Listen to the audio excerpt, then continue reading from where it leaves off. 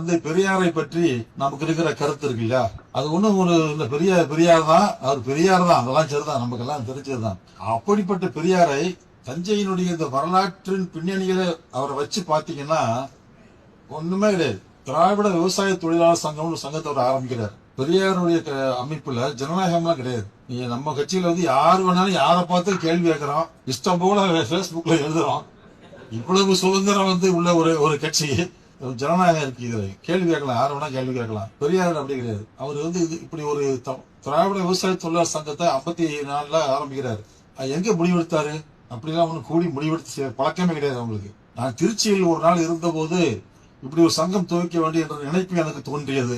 அவன் நினைப்பு தோன்றியதுன்னா சங்கம் ஆரம்பிச்சுட்டு அவன் தலையில தோன்றது. நான் சொல்லுவதுதான் சட்டம், அதுதான் சாசனம். அப்படித்தான் திராவிட இயக்கத்தினுடைய வரலாறு. அதுதான் அதுக்குதான் திராவிட விவசாய தொழிலாளர் சங்கத்தை ஆரம்பிக்கிறார். அதுக்கு ஒரு சார் பேரு தமிழ்ச்செல்வன், தாமுயசாலெல்லாம் இருந்தவர். இப்ப எங்க இருக்காரு, என்னவா இருக்காருன்னு தெரியல. நீங்க பல பெரியாரிய மேடைகள்ல வேற இவரை ஏற்றி வச்சிருக்கோம்.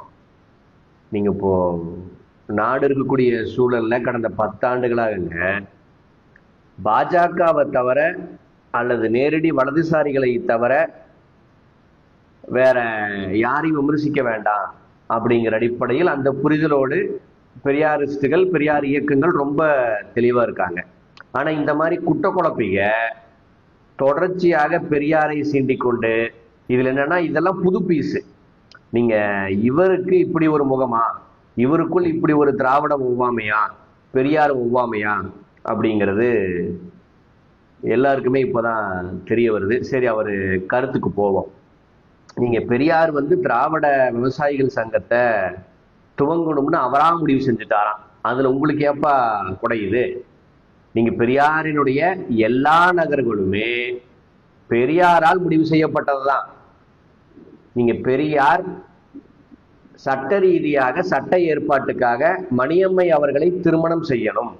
மணியம்மை அவர்களை திருமணம் செய்து இந்த இத்தனாயிரம் கோடி சொத்துக்களை அப்படியே மணியம்மை கையில கையளிக்கணும் அப்படிங்கிறது பெரியாரினுடைய முடிவு தான். நீங்க பெரியாரிய இயக்கத்திற்குள், திராவிட இயக்கத்திற்குள், திராவிடர் கழகத்திற்குள் பார்ப்பனர்களை உறுப்பினராக சேர்க்கக்கூடாது அப்படிங்கிற இந்த விதியை வகுத்தது பெரியார் மட்டும்தான். இதில் என்னன்னாங்க, இவங்க மார்க்ஸ் கிட்ட இருந்து கொள்கையை கடன் வாங்கியவங்க. ஆனா பெரியார் சுயம்புவாக இந்த பார்ப்பன எதிர்ப்பு இயக்கத்தை, சித்தாந்தத்தை வடிவமைத்த காரணகர்த்தா. ஆக காரணகர்த்தாவை நீங்க மார்க்ஸ் இருக்காருங்க, மார்க்ஸ் அதற்கு முன்னாடி இருந்த சிந்தனைகளை உள்வாங்கி அவரா ஒன்னதான் கொடுத்தார், அவரா ஒன்னதான் இந்த சமூகத்துக்கு பிரசன்ட் பண்ணார். நீங்க அதே போல பெரியாரும் இந்த 2000 ஆண்டுகள்ல பார்ப்பன எதிர்ப்பு கருத்துக்கள் இந்த மண்ணில் பேசப்பட்டிருந்தாலும் அதை ஆர்கனைஸ்டாக ஒரு வடிவத்திற்குள் கொண்டு வந்து பார்ப்பனியத்தால் என்றைக்குமே விழுங்க முடியாத கொள்கையாக இந்த கொள்கையையும் தன்னையும் பாதுகாத்து கொண்டு இது அத்தனையும் வடிவமைத்த காட்ஃபாதராக பெரியார் இருக்கும்போது அந்த திராவிட விவசாய சங்கத்தையும் பெரியார் தான் தொடங்கணும்னு முடிவு செய்யறதுல இவர்களுக்கு என்ன சிக்கல்? இவங்களுக்கு என்ன சிக்கல்னா, இந்த மண்ணில் நம்ம சக்சஸ் ஆகாததற்கு காரணம் பெரியார் தான் அப்படிங்கிறது தான் அவர்கள் ஆள் மனதில் இருக்கக்கூடிய வன்மத்திற்கு காரணம். இவர்கள் மட்டும் கிடையாது. நீ தேர்தல் அரசியலுக்கு வந்துட்டாலும் எந்தெந்த கட்சிகளுக்கு நம்ம வெற்றிகரமா வர முடியலையே அப்படிங்கிற ஆதங்கமும் ஆற்றாமையும் இருக்குதோ அவங்க ஏதோ ஒரு கட்டத்தில் திராவிட முகமைக்குள்ள விழுந்துருவாங்க. அதனுடைய ஒரு வெளிப்பாடாகத்தான் இவரையும் நம்ம பார்க்க வேண்டியது இருக்கு. நீங்க இவங்க எல்லாம் ஜனநாயகத்தோடு தான் நொட்டுவாங்களாம். இவங்க ஜனநாயகத்தோடு நொட்டுன விளைவுதான் நீங்க இடபிள்யூஎஸ், அதாவதுங்க மாதத்திற்கு குறைந்தது 60,000 சம்பாதிச்சா கூட பார்ப்பனர்கள் ஏழைகளாம்.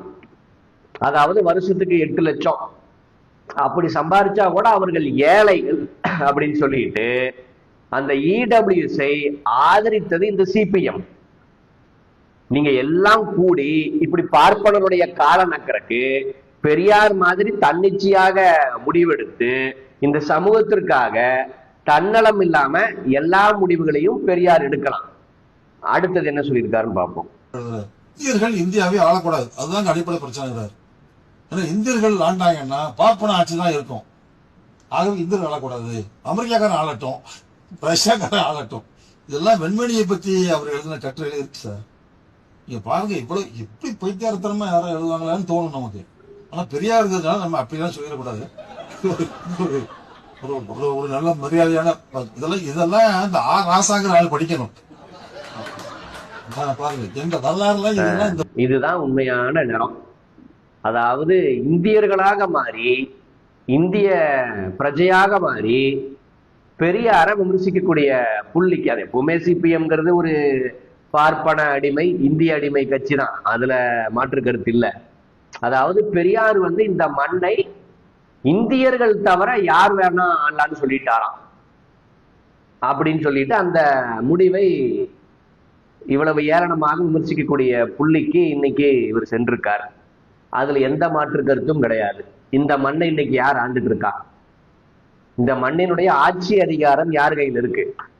நான் ஏதோ பாஜகவுக்கு குறிப்பிடல, அங்க காங்கிரஸ் ஆண்டாலும் சரி, ஏன் இந்த சிபிஎம்ஏ போய் ஆண்டாலும் பார்ப்பனர்கள் கையில் தான் ஒட்டுமொத்த அதிகாரமும் இந்த நாட்டினுடைய அதிகாரமாக இருக்கும். நீங்க பார்ப்பனர்களுக்கான ஆட்சியாகத்தான் இந்த 70-80 ஆண்டு கால ஆட்சியானது நடந்துட்டு இருக்கு.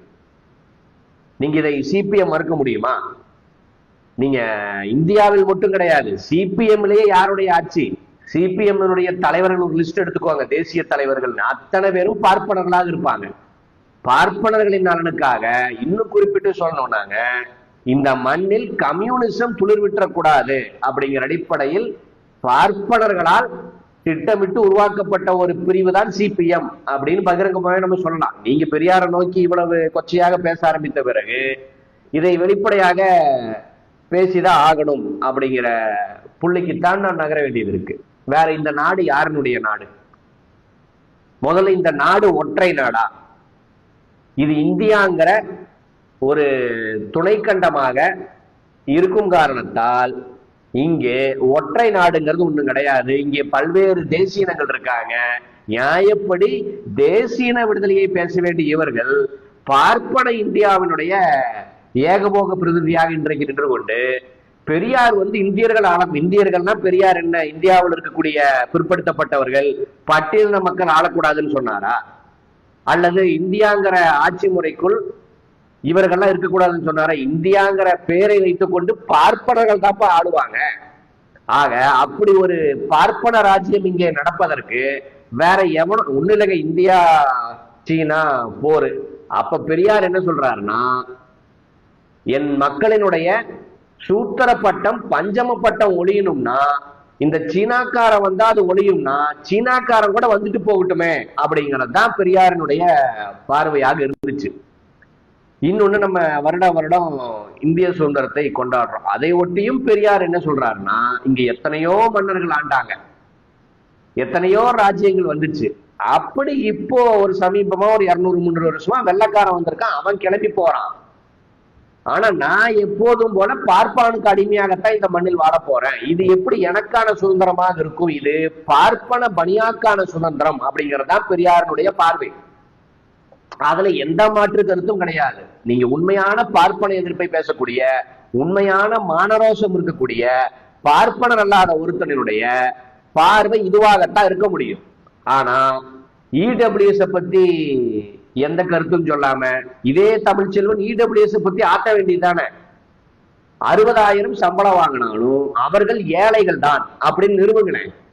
அதே போல இதே கும்பல் தாங்க 2009 ஈழத்தில் தமிழர்கள் கொத்து கொத்தாக மடிந்து கொண்டிருக்கும் போது நீங்க எப்படி சிங்களன் அந்த படுகொலையை நியாயப்படுத்தினானோ ஆதரித்தானோ தமிழீழத்தை எதிர்த்தானோ, அதே மாதிரி இந்த மண்ணில் உட்கார்ந்துக்கிட்டு தமிழீழ விடுதலையை எதிர்த்த கும்பல் தான் இந்த சிபிஎம் கும்பல். உங்களை பத்தி எல்லாம் பேச ஆரம்பிச்சா நாரிடும். நீங்க பாஜக இங்கே ஆட்சிக்கு வந்த பிறகு இதெல்லாம் பேசக்கூடாதுங்கிற ஒரு கட்டுப்பாட்டோடு ஒரு சுய முடிவோடு நம்ம எல்லாரும் பேசாம இருக்கோம். இப்ப உங்களுக்கு என்ன வேர்த்து வெடியுது? இப்ப நாடு இருக்கக்கூடிய நிலைமையில பெரியாரை திறனாய்வு செஞ்சு நொட்டணும் அப்படின்னு என்ன அவசியம்? பெரியாரை நீங்க திறனாய்வு செஞ்சு நொட்டிக்கிட்டா சிபிஎம் அப்படியே வளர்ந்து பொங்கி வலிஞ்சிருமா? இப்ப இந்த வீடியோலாம் நம்ம ஏன் பேச வேண்டிய தேவை வருது? நம்ம இது வரைக்கும் சிபிஎம் பத்தி பேசியிருக்கோமா இந்த 10-15 ஆண்டுகள்ல? இவருடைய பார்ப்பன நலனுக்காக நடத்தக்கூடிய கோமாளித்தனங்களை பற்றி நம்ம என்னைக்காச்சும் பேசியிருக்கோமா? ஆக இவர்களுடைய நோக்கம் பார்ப்பனை எதிர்ப்போ பாஜக எதிர்ப்போ கிடையாது. அப்படி இருந்தா சம்பந்தம் இல்லாம பெரியாரை பத்தி பேச வேண்டிய தேவை என்ன? ஆக இன்னும் பேச ஆரம்பிச்சா மொத்தமா நாரிடும். நீங்க பெரியாரை திறனாய்வு செய்யுங்க, என்ன வெங்காயம் வேணா செய்யுங்க, அதற்கு பதிலடிகளாக பல நூல்களை நம்ம போட்டாச்சு, பல பதிலடிகளை கொடுத்தாச்சு. ஆனா சிபிஎம் பார்ப்பன முகத்தை பத்தி பேச ஆரம்பிச்சா நாரிடும்.